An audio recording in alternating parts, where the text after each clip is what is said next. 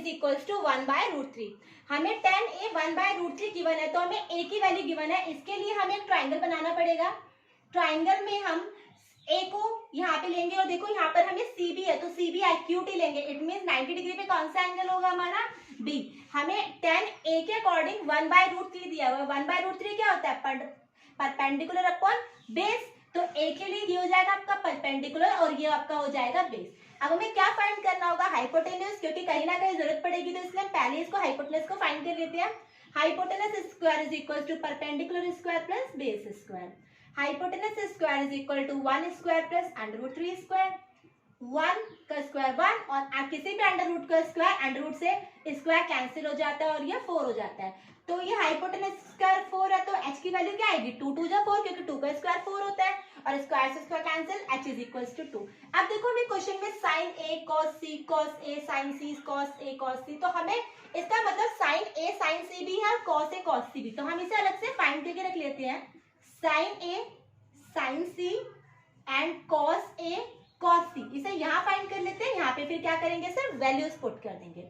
तो sin a क्या होता है, perpendicular upon hypotenuse.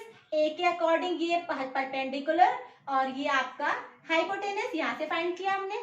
sin c, c के अकॉर्डिंग ये परपेंडिकुलर, ये हाइपोटेन्यूज, परपेंडिकुलर अपॉन हाइपोटेन्यूज।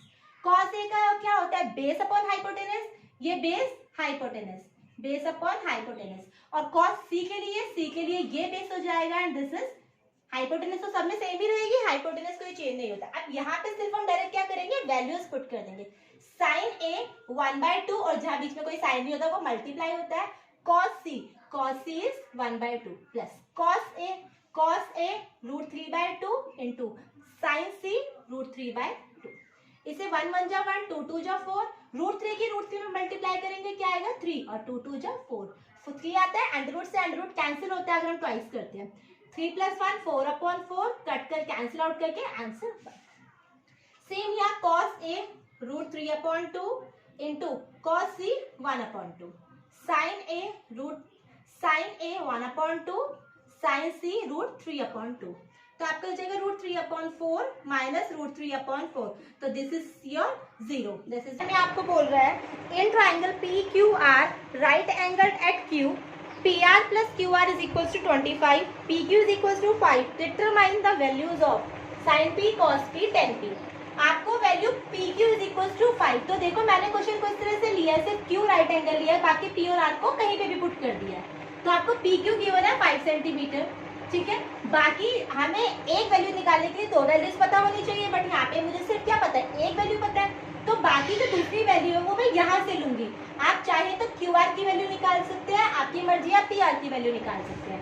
तो यहाँ से मैं PR की वैल्यू निकालने के लिए मैं PR इज इक्वल टू 25 वही रहेगा और ये QR प्लस है, ये आ जाएगा यहाँ माइनस। मीन्स ये जो PR हो जाएगा ये हो जाएगा मेरा 25 माइनस QR। अब आपको 2 वैल्यूज मिल चुकी है, तो अब हम बेस फाइंड कर सकते हैं पाइथागोरस थ्योरम से। तो बाय पाइथागोरस थ्योरम आप लिख सकते हैं hypotenuse square is equal to perpendicular square plus base square. Hypotenuse 25 minus QR to the whole square is equal to perpendicular square and base हमें नहीं पता। इसको फर्दर a माइनस बी का whole square solve करेंगे, जो होता है a square plus B square minus 2ab। ये आता होगा सबको, a प्लस माइनस बी का होल स्क्वायर। फर्स्ट a का square 25 to the square 625, b square QR to the square QR square minus 2ab, 2 into 25 50 and b QR 25 plus QR square.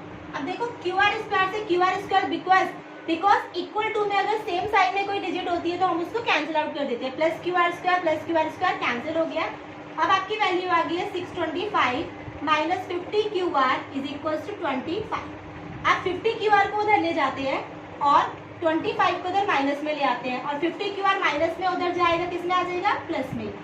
इसे minus करेंगे 600 is equal to 50 QR की value निकालेंगे, QR is equal to 600 और 250 हमारा जाएगा divide में, 0 से 0 cancel, 5 1 is 5, 5 2 जा 10। QR कितना आ गया आपका 12। तो अगर हमारा QR 12 है इट मीन्स हमारा PR कितना आएगा 25 माइनस 12, क्योंकि 25 माइनस QR है, 25 माइनस 12 दिस इज 13। देखो सबसे बिगेस्ट साइड है ना 13, क्योंकि हाइपोटेनस बिगेस्ट साइड होती है। अब हम सिंपल अपनी साइन पी, कॉस पी और टेन पी फाइंड कर सकते हैं। Sine P hypotenuse sorry perpendicular upon hypotenuse, base upon hypotenuse, perpendicular upon base. अब पी के लिए देखते हैं, हमें पी के लिए फाइंड करना है, तो ये परपेंडिकुलर, ये बेस एंड हाइपोटेनस तो हमें सेम ही रहता है। Perpendicular 12/13, base 5/13 and perpendicular upon base. This is your answer. Now question number 11 discuss करते हैं। तो question number 11 is state whether the following are true और फॉल्स, जस्टिफाई योर आंसर। आपने आंसर को आपको क्या करना है, जस्टिफाई करना है। तो फर्स्ट क्वेश्चन पार्ट में आपसे पूछा है the value of 10a is always less than 1। तो 10a की कोई भी अगर वैल्यू होगी तो वो क्या हमेशा 1 से लेस देन होगी। तो कुछ लेट कर लेते हैं, 10a की कोई भी आप वैल्यू लेट कर लो। हमें सबको पता है 10a क्या होता है, 10a होता है परपेंडिकुलर अपॉन बेस। ओके, किसी भी राइट एंगल ट्राइंगल में परपेंडिकुलर ये होगा बेस या ये परपेंडिकुलर बेस होगा, डिपेंड करते हैं एंगल पे। हाइपोटेनस होगी वीकेस्ट साइड। तो अब ये बताओ, लेट कर लो इसे 5, इसे 12, तो हमारा परपेंडिकुलर 5/12। इसे हम फर्दर कट करेंगे तो ये लेस देन 1 आएगा, क्योंकि 12 से हम 1 को कट नहीं कर सकते, 0 पॉइंट आएगा। बट अगर परपेंडिकुलर 12 और बेस 5 भी तो हो सकता है, ऐसा तो कोई जरूरी नहीं है ना कि परपेंडिकुलर बिगेस्ट बिगर होता है या बेस बिगर होता है। तो अगर इस तरह से लेट करिए तो क्या हो जाएगा, 5 2 10 एंड 5 4 20, 2.4। अब इस केस में क्या आ रहा है, ये क्या आ रहा है, ग्रेटर देन 1। तो ये फॉल्स है। ऐसा कुछ नहीं है कि 10a की जो वैल्यू है ऑलवेज लेस देन 1 होगी। तो your first answer is false. Now second part आपको बोला है sec a is equal to 12/5 for the some value of a। क्या किसी वैल्यू के लिए a की वैल्यू, तो एक राइट एंगल ट्राइंगल ड्रॉ कर लेते हैं और यहाँ पर a ले लेते हैं। ठीक है, यहाँ पर a लेने के बाद क्या 12/5 सेक की वैल्यू हो सकती है। तो a के अपोजिट क्या होता है, परपेंडिकुलर। ये क्या होता है, आपका base and this is hypotenuse. Sec होता क्या है, hypotenuse upon base. Hypotenuse upon base होता है 12/5। 12 बिगर वैल्यू है और हाइपोटेनस हमारी लॉन्गेस्ट साइड होती है। तो ऊपर जो वैल्यू है वो लॉन्गर है, नीचे जो वैल्यू है वो क्या है, 5 है, शॉर्टर वैल्यू है। तो हो सकता है बिल्कुल हाइपोटेनस बड़ी साइड है तो ऊपर बड़ी डिजिट हो सकती है। तो ये आपकी वैल्यू क्या हो जाएगी, ट्रू। नंबर थर्ड में आपको कह रहा है cos A is the abbreviation for cosecant of angle A। तो अब भाई अब ये कुछ एब्रीविएशंस होती हैं। cos A जो एब्रीविएशन होती है वो होती है कोसाइन A की, और cosec जो होती है वो होती है कोसेकेंड के लिए। तो cos A एब्रीविएशन कोसेकेंड की नहीं होती, कोसाइन की होती है। तो ये आंसर भी हमारा है फॉल्स। नंबर 4 पार्ट में आपको कह रहा है cot A is the product of cot and A। क्या cot और A इन दोनों का मल्टीप्लीकेशन है, क्या इन दोनों का प्रोडक्ट है? तो नहीं स्टूडेंट्स, ये हमारा सिंगल टर्म है। cot A जो बोलते हैं ना, किसी का प्रोडक्ट नहीं लेते, ये सिंगल टर्म है। तो आपका आंसर है फॉल्स, ये किसी का प्रोडक्ट नहीं है, एक सिंगल टर्म है। फिफ्थ क्वेश्चन है आपका, fifth part, sine theta is equal to 4/3 हो सकता है कि किसी भी थीटा के लिए। तो साइन थीटा का फॉर्मूला होता है परपेंडिकुलर अपॉन हाइपोटेनस। बट देखो क्या परपेंडिकुलर हाइपोटेनस से बड़ा हो सकता है? नहीं हो सकता, और यहाँ पे 4 बड़ा है। तो ये हमारा भी आंसर, ये क्या आ जाएगा, false. Now thank you, like share and subscribe जरूर करना वीडियो अच्छा लगे आपको।